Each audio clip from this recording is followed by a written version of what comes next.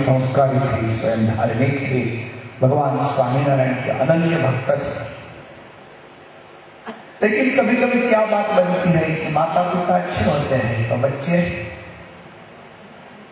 बिल्कुल third class, और कभी कभी ऐसा बनता है कि बच्चे होते हैं अच्छे होते हैं तो माता पिता थर्ड क्लास करते हैं। बच्चा अरे क्या जाता है मंदिर में रोज, वहां जाकर क्या खाने का भी किया, ऐसे कहने वाले भी संसार है। अब ऐसी माता और पिता इनके विचारों से पूर्ण विरोध था, न कोई संस्कार, न सदाचार, न कोई सत्क्रियाएं। हर रोज बस अपने मित्रों के साथ वन की ओर जाना, पशुओं को मारना, मद्य मांसाहारी का सेवन करना और मजा करना, ये उसका जीवन का सूत्र बन चुका है। एक बार भगवान स्वामीनारायण के संत सद्गुरु श्री गोपालानंद स्वामी वहां पहुंचे। कई बार दरबार में अपने बेटे को, अभय सिंह को बार बार कहा था कि बेटे मद्य मांसाहारी का सेवन करना ये हमारे लिए अच्छा नहीं, ये बंद करो। अभय सिंह सुनने के लिए तैयार ही नहीं था। एकादशी का दिन आ रहा था तो अगले ही दिन दरबार ने अपने बेटे को बताया, बेटे कल एकादशी है तो मेरी एक बात सुनो। क्या?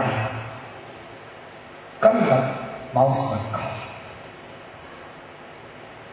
ठीक है, आपने कहा इसलिए नहीं खाऊंगा। जंगल में गए, छोटे छोटे कई पक्षियों को मारा, प्राणियों को नहीं, पक्षियों को मारा, और उन पक्षियों की जो जिह्वा थी वो इकट्ठी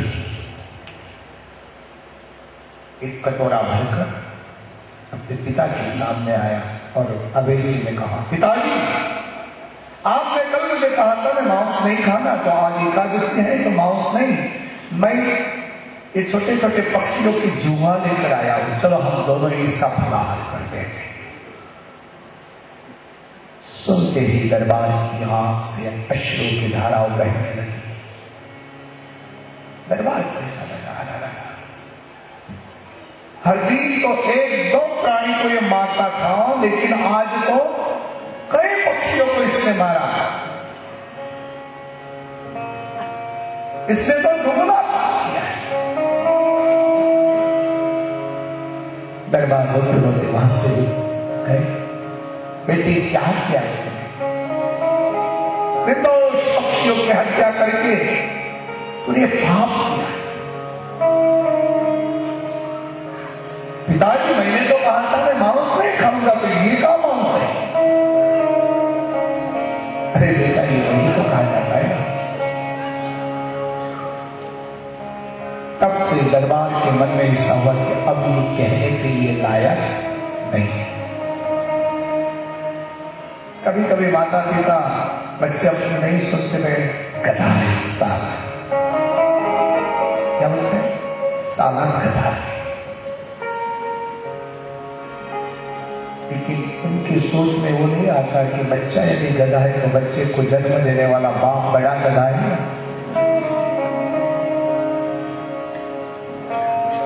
दरबार ने और तो कुछ नहीं कहा, लेकिन नाराज हो चुके वहां से खड़े होकर चले गए। एक दो महीने के बाद भगवान स्वामीनारायण के संत सद्गुरु श्री गोपालानंद स्वामी उस गांव में पहुंचे। स्वामी के पास जाकर दरबार में उनके पांव पर मस्तक रखते हुए रोना शुरू कर दिया, जोर जोर से रोने लगे। स्वामी ने सवाल किया, दरबार क्या बात है, इतने क्यों रो रहे हो? रो रहे तो फिर क्या? भगवान ने मुझे संपत्ति दी है, प्रजा भी मेरी हर एक बात मानती है, लेकिन एक तकलीफ है। क्या? अभी सिंह बिल्कुल मेरी बात नहीं सुनता। स्वामी जी ने सहज भाव से कह दिया उसे मेरे पास भेज। देखो, एक भगवत भक्त का संग होता है तो जीवन में कितना परिवर्तन आता है।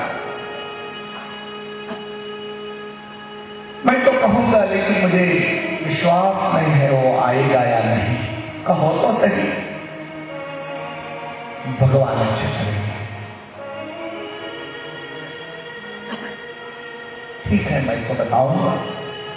दरबार में घर जाकर अपने बेटे को, अभय सिंह को बताया, बेटे अपने स्वामी जी आए। बात सुन लो, शब्द सुन लो, अपने स्वामी जी आए। गृहस्थाश्रमियों के जीवन में यदि किसी साधु संत के और अपनापन हो तो उसके माध्यम से उनके परिवार में भी कहीं न कहीं ये संस्कार की अविरत धारा चलती रहती है।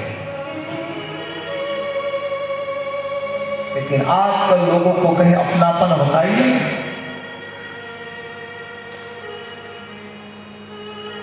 दरबार ने कहा, अब इसने सामने जवाब दे दिया।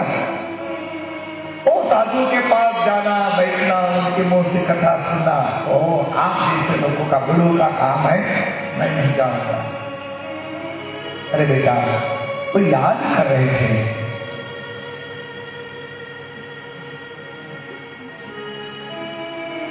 वो याद कर रहे थे। देखूंगा, ठीक है। एक दिन हुआ, 2 दिन हुआ, फिर भी अवेसी नहीं है। तीसरे दिन दोबारा दरबार में अवेसी को बताया, बेटे जाओ तो सही।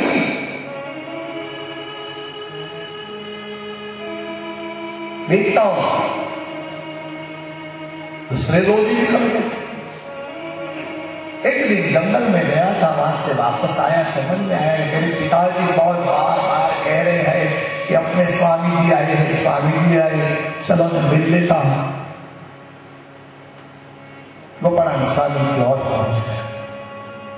इतिहास कहता है गोपालानंद स्वामी के दर्शन होते हुए ही अवेसी के मन की वृत्तियां बदल गई, उसकी नजर ही बदल गई। स्वामी जी के पास जाकर साष्टांग दंडवत प्रणाम करते हुए अवेसी कहने लगा, स्वामी जी मैंने बहुत पाप किया है, मैंने बहुत पाप किया है, मुझे उस पाप से आप मुक्त कीजिए।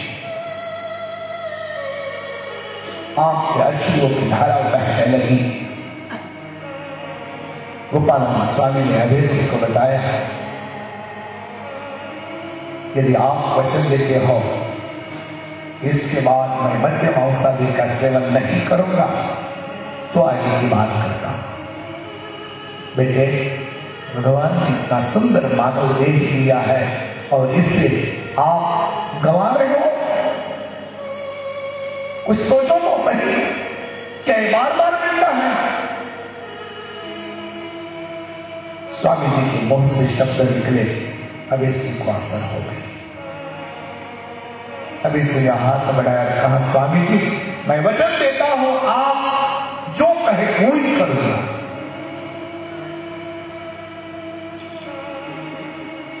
स्वामी जी ने हाथ में जल दिया, संकल्प करवाया, ब्रह्मन संबंध किया, कंठ में कंठी पहनाई और कहा कि ये 5 नियम तुम्हारे लिए हर हमेशा के लिए तुम्हें पालन करना है। मद्य का सेवन, मांस का भी सेवन नहीं, चोरी नहीं करना, व्यभिचार नहीं करना और निम्न कक्षा के जो लोग हैं उनके हाथों का खाना नहीं खाना। ठीक है, एक भगवत भक्त का संग हुआ, योग हुआ तो अवेसी के जीवन में इतना परिवर्तन आया कि इतिहास बता रहा है उसी दिन से उसने सब कुछ छोड़ दिया और आध्यात्मिक मार्ग पर चलने लगा। दरबार को ऐसा लगा, स्वामी जी ने क्या मंत्र पढ़े स्वामी जी और इतना परिवर्तन, लेकिन अभी भी उन्हें विश्वास नहीं था। 4 महीने हुए, 6 महीने हुए, साल हो गया, दरबार को विश्वास आया कि नहीं, सही में ये पश्चाताप करते हुए स्वामी जी के पास पहुंचा था और स्वामी जी ने जो नियम दिए उसका ये पालन कर रहा है। अब इसकी वृत्तियां धार्मिक है तो अब मैं इसे राज्य शासन सौंप देता हूं। अब इसी को बुलाया, कहा बेटे मैं चाहता हूं कि अब ये राजगद्दी का शिखर तुम करो और प्रजा का पुत्रवत पालन करो। पिताजी यदि आपके मन में ऐसी बात हो कि मैं लायक हूं तभी मुझे दो, अन्यथा नहीं। ठीक है, राज्य सौंप दिया, दरबार निवृत्त हो गए। अब अवैसी पुत्रवत प्रजा का पालन करने लगे। 1 साल हुआ, 1.5 साल हुआ, 2 साल हुए, 5 साल हुए। उस समय सौराष्ट्र में जामनगर का जो क्षेत्र था, राज्य था, वो सबसे बड़ा था। और जामनगर क्षेत्र के राजा थे, उनका नाम था जाम साहेब।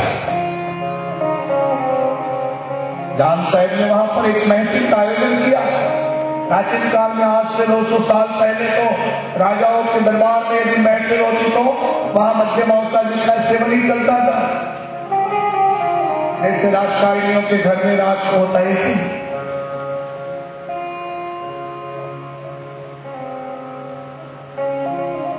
सभी को आमंत्रण था तो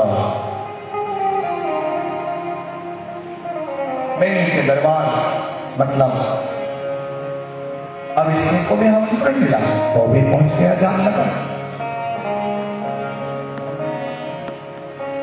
रात को 8 बजे महफिल शुरू है। प्रारंभ में मदिरा के ग्लास भरकर एक आदमी आया, लीजिए लीजिए लीजिए लीजिए लीजिए।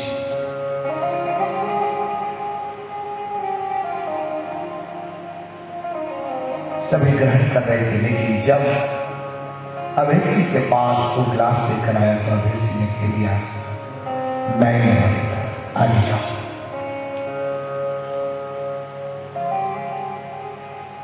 अरे ये ना जाम साहब के दरबार में आए हो आप, उनका आतिथ्य को स्वीकार करना ही होगा आपको।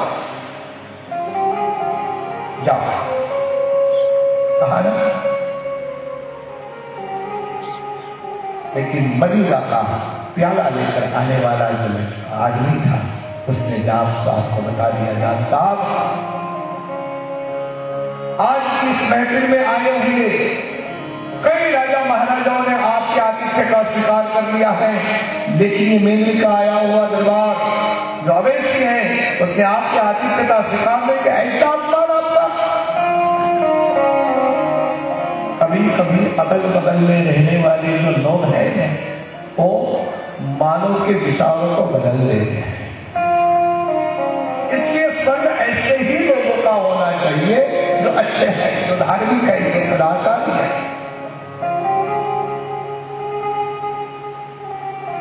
जाम साहब ने अपने सिंहासन पर बैठे हुए कह दिया, अवैसी उठाओ उठाओ गिलास, जाओ पी लो।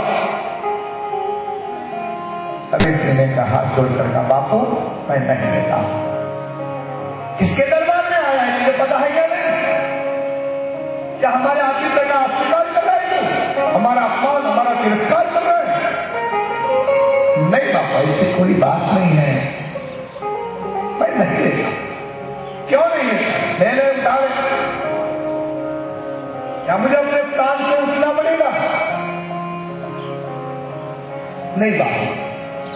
तब तक तो जाम साहब अपने सिंहासन से खड़े होकर एक हाथ में खड़े और दूसरे हाथ में मदिरा की प्याली लेकर अवैसी के पास पहुंच गए। अवैसी को कहने लगे, ले बापू मैं नहीं। जाम साहब को क्रोध आया तो जाम साहब ने कह दिया तो फिर ये नहीं पीना है तो ये खंड से मस्तक अलग हो जाएगा।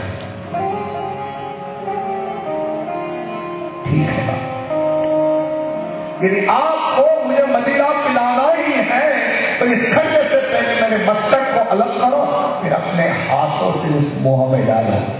लेकिन जब तक इस कंठ में कंठी है, जब तक तक भगवान स्वामीनारायण के संत गोपालानंद स्वामी को मैंने वचन दिया है, तब तक मदिरा की एक बूंद भी इस मुंह में नहीं जाएगी। अपना सिर झुका लिया वैसे ने, निजाम साहब को कह दिया, आप कीजिए खड़ग से था। किससे वचन दिया है? मैंने गोपालानंद स्वामी का ऐश्वर्य प्रताप को जाम साहब जानते थे, अतः उन्होंने सोचा यदि भगवान जैसे संत को तूने वचन दिया है तो मैं बना उस वचन को तोड़ना नहीं चाहता। चाहे भले दुनिया कुछ भी कहे कि जाम साहब के आतिथ्य का अस्वीकार करके जाम साहब का तिरस्कार किया है, अपमान किया है, मैं इस अपमान को पी लेता हूं, सह लेता हूं, लेकिन संत को दिए वचन का भंग मैं अब नहीं करना चाहता। एक संत का, एक भगवत भक्त का संग कितना बदला। ये कथा हमें ये बताती है कि जब भी हम किसी के साथ रहना चाहते हैं तो पहले सोच लो ये सदवृत्तियां वाले हैं या असदवृत्ति वाले। संसार में सुबह से शाम तक जिस ढंग से काल का चक्र घूमता ही रहता है, सुबह ब्राह्मण मुहूर्त में पहले अच्छे विचार है। कभी सुना आपने कि सुबह 4 बजे पत्नी और पत्नी के बीच में झगड़ा करता हुआ? 4 बजे नहीं हो तो शाम को ही होता है। सुबह का तो ब्राह्मण मुहूर्त पवित्र समय है, लेकिन ब्राह्मण मुहूर्त पूर्ण होने के बाद संगव के बाद मध्याह्न के बाद सायं, जब सायं आती है तब रजोगुण और तमोगुण के वेव ये बढ़ जाते हैं और फिर झगड़ा करना शुरू। जिस ढंग से 24 घंटे में काल का चक्र घूमता रहता है, उसी ढंग से हमारे शास्त्र बताते हैं हमारे मन में भी गुण का चक्र घूमता रहता है। सुबह सत्वगुण, फिर रजोगुण और फिर तमोगुण। गोस्वामी जी यहाँ बता रहे हैं कि हनुमान जी और विभीषण ये दोनों का मिलन हुआ तो दोनों ने परस्पर नमस्कार करते हुए पूछा, आप कौन हो? और आपका दर्शन करते हुए मेरे मन की वृत्तियां आपकी ओर खींची जा रही है कि आप स्वयं राम हो या कोई राम प्रवक्ता? रामायण बताता है विभीषण ने सामने से कह दिया कि आपका दर्शन करते हुए मेरे मन की वृत्ति आपको खींची जा रही है, आप स्वयं राम। हनुमान जी को ऐसा लगा कि राम भक्त ही है, तो अपना सही परिचय ठाकुर दे दिया। आपका नाम क्या है? मेरा नाम विभीषण। आप यहां रहते हो? हाँ।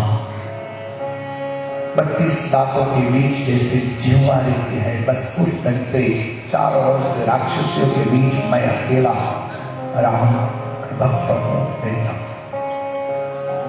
अच्छा,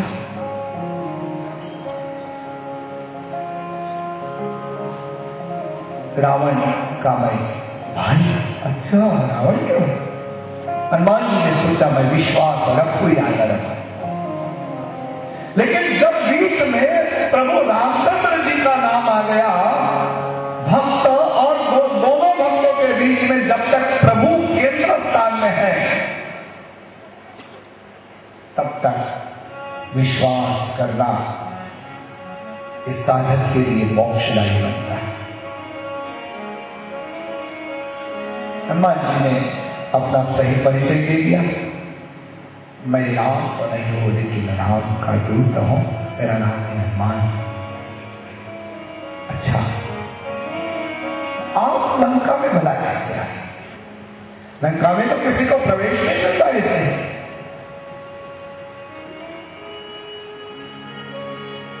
हनुमान जी ने लंकी के साथ जो चर्चा हुई थी वो चर्चा बताई।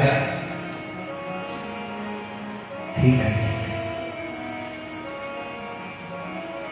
विभीषण बता रहे हैं कि आज मुझे ऐसा मन में विश्वास आ चुका कि भगवान राम के भक्त का दर्शन हुआ तो अब मुझे राम का भी दर्शन होगा।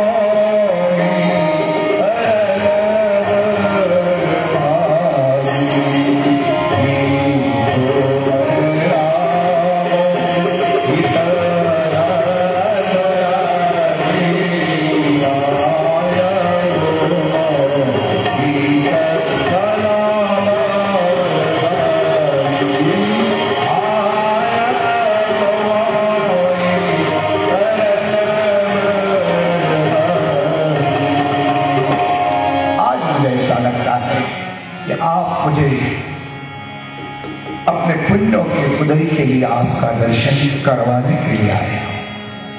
मुझे बहुत बहुत आनंद हुआ। कहो मैं आपकी क्या सेवा करूं। हनुमान जी ने सोचा कि सही राम भक्त है, यदि आप कुछ मुझे कह सकते हो तो कहो। सोचो, विभीषण ने ये नहीं सोचा कि मैं यदि हनुमान जी को कुछ कहूं और रावण को यदि समझ जाए, मालूम पड़ जाए और रावण यदि मुझे मृत्यु दंड दे तो स्वामीनारायण भगवान ने वचनामृत में कहा भगवत भक्त का पक्ष रखना ये एक मोक्ष का सरल साधन है। भगवत भक्त का पक्ष रखना ये सर्वश्रेष्ठ मोक्ष का साधन है।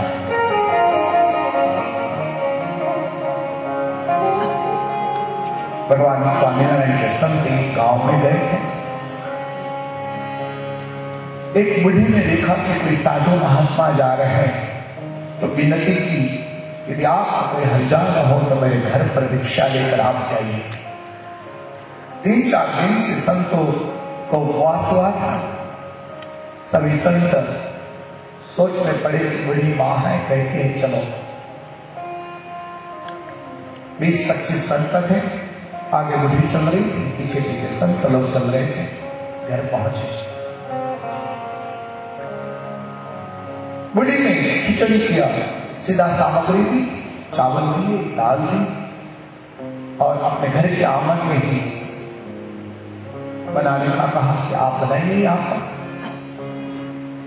संत ने रसोई बनाई, लेकिन गांव के दरबार को किसी ने ये बताया कि अरे हमारे गांव में स्वामीनारायण के साधु आए हैं, ये लोग यदि यहाँ ठहरेंगे तो पूरे गांव को बिगाड़ेंगे, क्योंकि दारू पीना बंद कर देते हैं, गुटखा खाना बंद करवा देते हैं, मांस खाना बंद करवा देते हैं, व्यसन व्यसन बंद करवा देते हैं।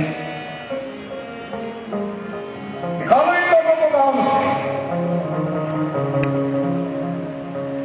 गांव के दरबार में सिपाहियों का आदेश किया, जाओ गांव में आए हुए साधुओं को घर गांव से निकाल के बाहर। अब तक तो खिचड़ी होने में 5-10 मिनट की बाकी। सिपाहियों ने आते हुए कह दिया, भगवान स्वामीनारायण के संत मुक्तानंद स्वामी ने कहा कि भाई 10-15 मिनट में खिचड़ी हो जाएगी, भगवान को हम भोग लगाएंगे, के बाद में प्रसाद लेकर हम हमारे रास्ते से चले जाएंगे, हमको आपके गांव में ठहरना नहीं है। सेवक वापस आए, गांव के दरबार को बताया कि ऐसा बोलना है, अभी कभी मार मार के निकालूंगा लोगों। सिपाहियों ने आकर कहा खिचड़ी जो थी उसे तो फेंक दिया, अब तो वहां ठहरने का कोई मतलब ही नहीं था। मार मार कर साधुओं को गांव से बाहर निकाला।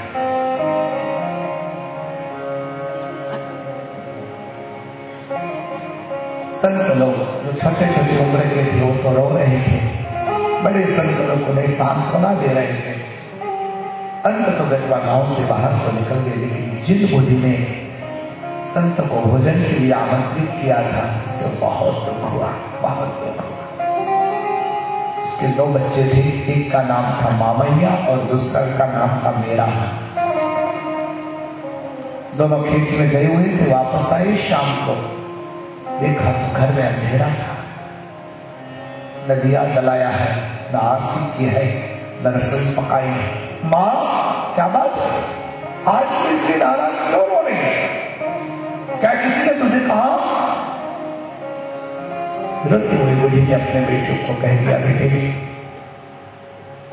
अपने यहाँ आज तुम्हारे मामा के साथ माने पियर्स में उसका जो महिला थी उसके पियर में सत्संग था, इसलिए तुम्हारे मामा के साधु आए थे, लेकिन गांव के दरबार में मार मार कर उन्हें यहां से निकाल दिया, भोजन भी नहीं करने दिया।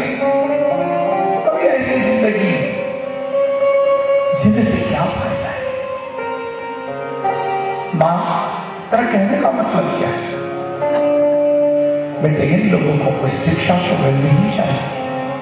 ठीक है, मां का निसार बना, बुढ़ी ने कमिसार बनाया, दोनों बेटों के मुंह में एक एक ग्रास दिया। मां अपने हाथों से हम लोगों को तिलक कर, हमारे मामा के साधुओं का बदला लेने के लिए हम जा रहे हैं, हम लोगों को पता नहीं हम वापस आएंगे या नहीं। तो आशीर्वाद दे, तो विजय तिलक लगा, फिर हम जाते हैं। बुढ़ी ने दोनों बच्चों के ललाट में तिलक लगाया।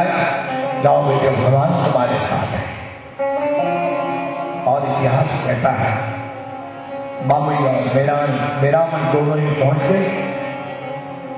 शाम का समय हो चुका था, गांव का दरबार अपने मित्रों के साथ बैठा था।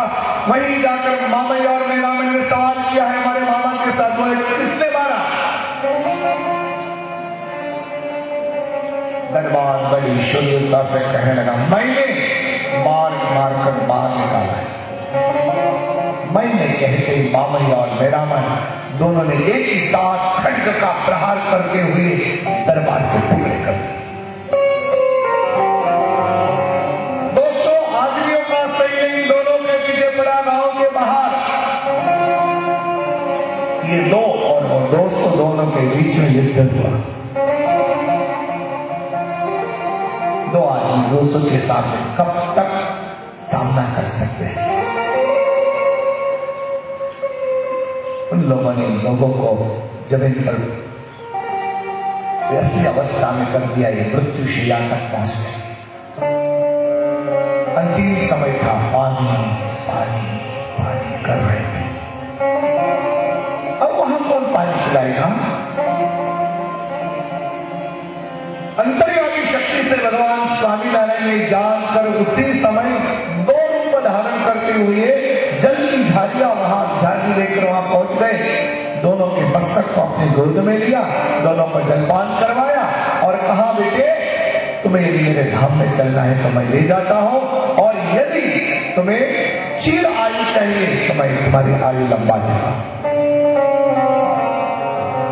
मामई और मेरामन ने सोचा, यदि आज भी भगवत धाम की प्राप्ति होती है तो हम भला उसके लिए विलंब करें।